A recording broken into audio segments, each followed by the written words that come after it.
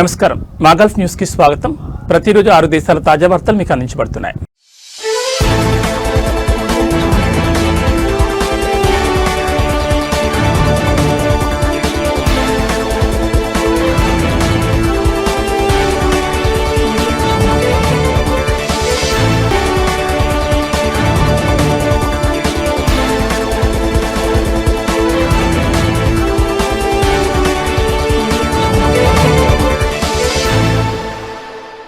ప్రజాభిప్రాయాన్ని తప్పుదారి పట్టించడం మరియు సోషల్ మీడియాలో చట్టాన్ని ఉల్లంఘించే కంటెంట్ను ప్రచురించడం వంటి ఆరోపణలపై అంతర్జాతీయ ఫుట్బాల్ క్రీడాకారుడు అహ్మద్ మిర్జా మూసాతో సహా 6గురిని బహ్రెయిన్ అధికారులు అరెస్ట్ చేసినట్లు అంతర్గత వ్యవహారాల మంత్రిత్వ శాఖ తెలిపింది.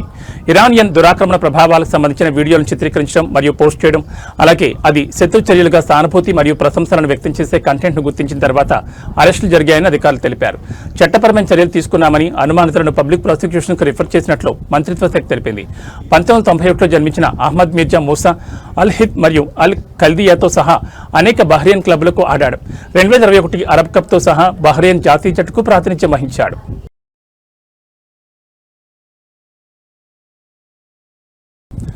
ప్రాంతీయంగా కొనసాగుతున్న అంతరాయాల కారణంగా అనేక మధ్యప్రాచ్య దేశాల్లో చదువుతున్న విద్యార్థులకు 12th స్టాండర్డ్ బోర్డు పరీక్షలు రద్దు చేస్తున్నట్లు central board of secondary education ప్రకటించింది. ఈ మేరకు మార్చి 15 సర్క్యులర్ జారీ చేసింది. CBSE Bahrain, Iran, Kuwait, Oman, Qatar, Saudi Arabia మరియు యునైటెడ్ అరబ్ ఎమిరేట్స్లోని పాఠశాలకు మార్చి 16 మరియు ఏప్రిల్ 10 మధ్య జరగాల్సిన అన్ని 12th స్టాండర్డ్ పరీక్షలు ఈ దేశాల విద్యార్థులకు రద్దు చేయబడిందని తెలిపింది. మార్చి 1, 3, 5, 7 మరియు 9 తేదీల్లో జారీ చేయబడిన అనేక మునుపటి సర్క్యులర్లను అనుసరించి ఈ నిర్ణయం తీసుకున్నట్టు తెలిపింది. అలాగే ఈ దేశాల్లో గతంలో వాయిదా వేసిన అన్ని పరీక్షలు కూడా రద్దు చేసినట్లు వెల్లడించింది. సిబిఎస్ఈ పరీక్షల కంట్రోలర్ డాక్టర్ సన్యాం భరద్వాజ్ ఈ సర్క్యులర్ను జారీ చేశారు. మధ్యప్రాచ్యంలోని సిబిఎస్ఈ అనుబంధ పాఠశాలలో చదువుతున్న వేలాది మంది భారతీయ విద్యార్థులపై ఈ ప్రభావం చూపుతోంది.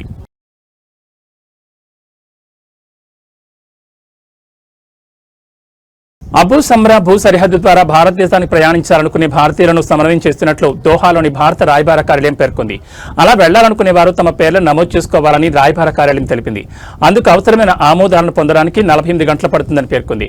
ప్రయాణికులు సజావుగా వెళ్లడానికి కొన్ని మార్గదర్శకాలను విడుదల చేసింది. ముఖ్యమైన ప్రయాణ పత్రాలు, సరిహద్దుకు వెళ్లే ముందు ప్రయాణికుల పాస్పోర్ట్ సౌదీ అధికారులు సాధారణ విధానాల ద్వారా లేదా ఎంబసీ ద్వారా తాత్కాలిక ట్రాన్సిట్ వీసా ద్వారా ఆమోదించబడిన ట్రాన్సిట్ వీసా మరియు రియాద్ లేదా దమాం నుండి భారతదేశంలోని వారి తుది గమ్యస్థానానికి ధృవీకరించబడిన విమాన టికెట్ వెంట పెట్టుకోవాలి.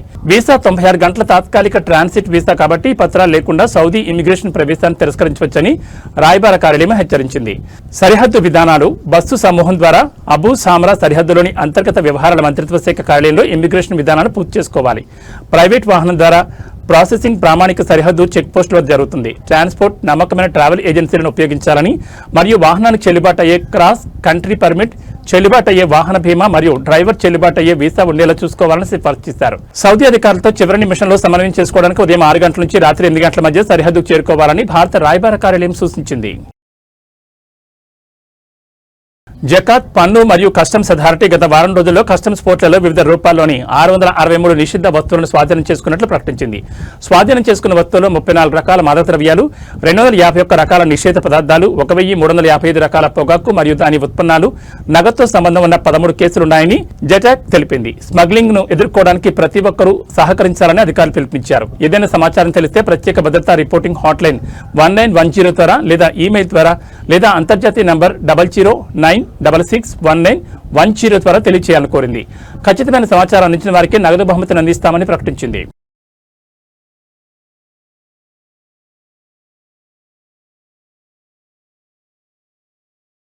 మైదాన్ హవల్లీ ప్రాంతంలో శుక్రవారం ఆకస్మిక సాంకేతిక లోపం తలెత్తింది. దీని కారణంగా దెబ్బతిన్న ప్రధాన మంచినీటి పైప్లైన్ మరమ్మత్తు మరియు ఆపరేషన్ను ప్రత్యేక సాంకేతిక బృందాలు పూర్తి చేశాయి. ఈ మేరకు విద్యుత్, నీరు మరియు పునరుత్పాదక ఇంధన మంత్రిత్వ శాఖ ప్రతినిధి ఇంజనీర్ ఫాతిమా జవహర్ హయత్ ప్రకటించారు. మంత్రిత్వ శాఖ ఇప్పటికే నెట్వర్క్లో నీటిని తిరిగి పంపింగ్ చేయడం ప్రారంభించిందని మరియు ప్రభావిత ప్రాంతాలకు క్రమంగా మంచినీటి సరఫరాను పునరుద్ధరిస్తోందని హయత్ చెప్పారు. రాబోయే కొన్ని గంటల్లో హవల్లీ మరియు సల్మియాలో నీటి పంపిణీ సాధారణ స్థితికి చేరుకుంటుందని పేర్కొన్నారు. మరమ్మతు పనులను త్వరగా పూర్తి చేయడంలో మంత్రిత్వ శాఖ సాంకేతిక బృందాలు చేసిన కృషిని అభినందించారు.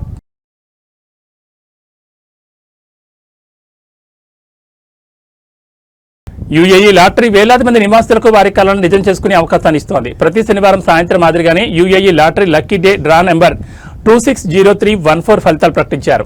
1,00,000 దిర్హాములు గెలుచుకున్న 3 lucky chance ఐడీలు CW7383662, DB7891861, CI 5927589. తాజాగా జరిగిన డ్రాలో మొత్తం 9,480 మంది విజేతలుగా నిలిచారు. లక్కీ ఛాన్స్ విజేతలతో పాటు 78 మంది దిర్హామ్స్ 1000 గెలుచుకున్నారు. మరియు 9,399 మంది 100 దిర్హామ్స్ గెలుచుకున్నారు. శనివారం జరిగిన లైవ్ డ్రాలో ఒక్కొక్కరు 1,00,000 దిర్హాములు గెలుచుకున్న 6 మహిళలు ఈ విజయం తమ జీవితాలు ఎలా మార్చివేస్తుందో పంచుకున్నారు. ఫిలిప్పీన్స్ చెందిన మియా అలాహక్ ఈ విజయం తన తల్లిదండ్రుల కోసం ఒక భూమి మరియు ఇల్లు కొనడానికి సహాయపడుతుందని అన్నారు.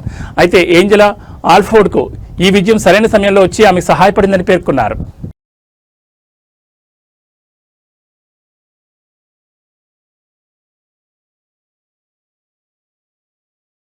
మధ్యప్రాచ్యంలో కొనసాగుతున్న పరిస్థితి కారణంగా ఏప్రిల్లో జరగాల్సిన బహ్రెయిన్ మరియు సౌదీ అరేబియా గ్రాండ్ ఫిక్స్ జరగడం లేదని FIA ప్రకటించింది. ఫార్ములా 1 గ్రూప్ స్థానిక ప్రమోటర్లు మరియు ప్రాంతీయ సభ్య క్లబ్లతో పూర్తి సంప్రదింపుల తర్వాత ఏప్రిల్లో ఎటువంటి రేసులు నిర్వహించడం లేదని FIA అధ్యక్షుడు మహమ్మద్ బిన్ సులాయిం స్పష్టం చేశారు.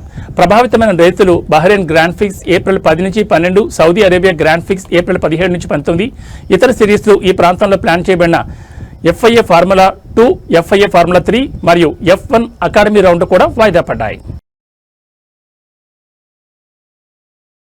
ఇవి మా కల్ప్ న్యూస్ విశేషాలు. మరో బులెటిన్లో మళ్ళీ కలుసుకుందాం. నమస్కారం.